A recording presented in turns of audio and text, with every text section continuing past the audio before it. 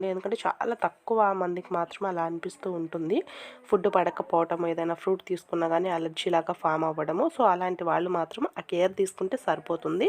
Otherwise అదేమీ లేదు అని అన్నప్పుడు హ్యాపీగా ఈ ఫ్రూట్ని తీసుకోవచ్చండి. మీరు పుచ్చకాయని ఏ విధంగా అయితే తీసుకుంటామో సేమ్ అలానే ఇబ్బంది ఏమీ లేదు. దీని ద్వారా మనకు వచ్చే బెనిఫిట్స్ ఎక్కువగా ఉన్నాయి కానీ ప్రాబ్లం అయితే ఏమీ లేదు.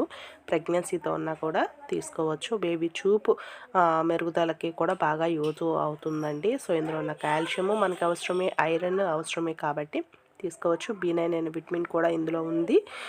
ప్రాబ్లం అయితే ఏమీ లేదు. దీన్ని తర్బూజా అని అంటారు, అలాగే మాస్కమిలన్ అని కూడా అంటారు.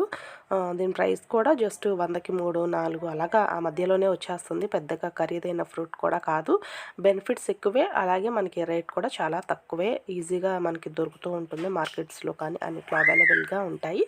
And thank you for watching. See you another video.